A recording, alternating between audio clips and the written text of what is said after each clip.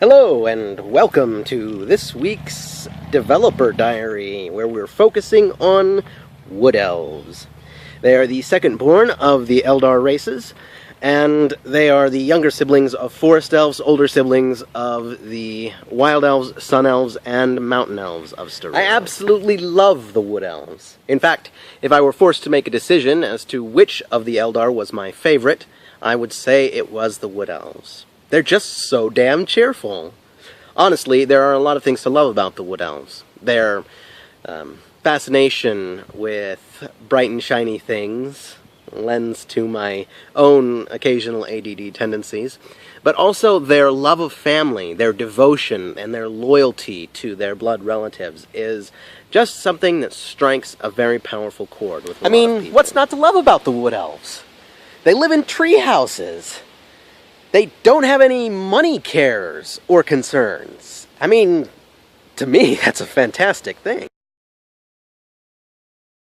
Now, anyone who's read a lot of fantasy fiction probably knows exactly where I got my influence for the Wood Elves, the reason why I created them in the first place. I got my inspiration from the Kender, created by Margaret Weis and Tracy Hickman in the Dragonlance novels, and eventually into the Dragonlance module of D&D. The Kender, if you have not read the books, are a fantastic race, and one of the best parts of the world of Krynn that they created.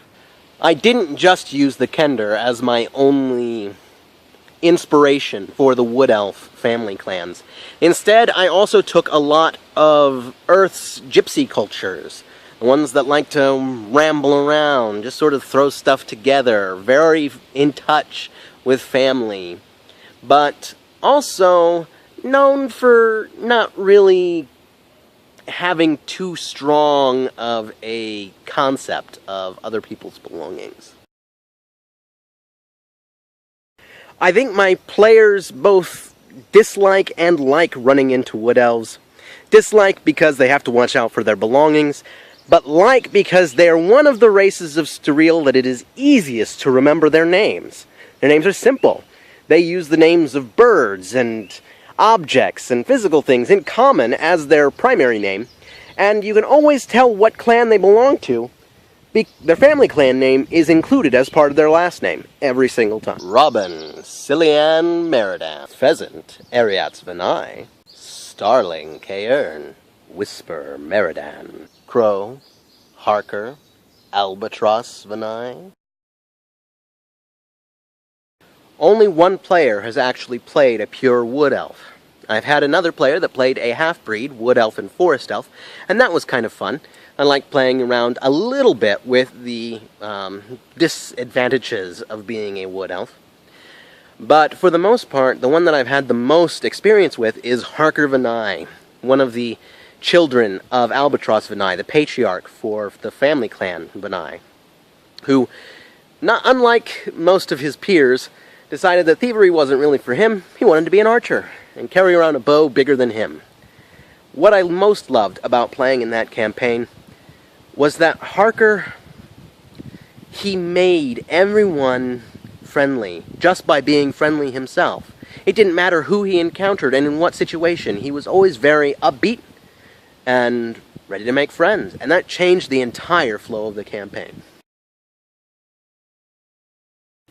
It was even harder to come up with a way for Wood Elves to do war. They are, after all, the most light and carefree of all of the elves in Styria. They don't lend towards war mentalities, and yet they are still quite skilled in the art of battle. They've had to be in order to survive. So, the Thief class came up. Because of their natural predilection for stealing things from other people, albeit unintentionally most times, the Thief class was a natural addition for them, and since it is built around the concepts of guerrilla warfare, there you go.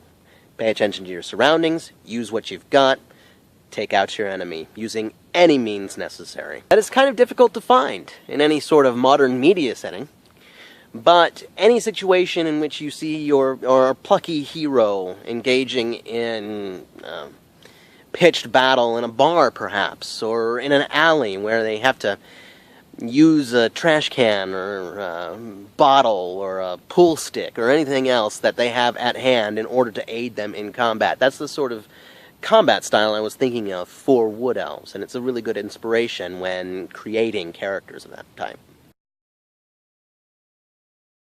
As with all things surreal, I have some thanks to offer, because I don't do anything alone. My particular thanks in this occasion go to the two people that have talked with me the most about Wood Elves, and that would be Reed and Carissa Emerson. Through hours of talking and the characters that they've played, I've had the opportunity to explore the way that the Wood Elves are, and it's really helped me flesh out the race much better than the bare bones that I had created with my bits of inspiration.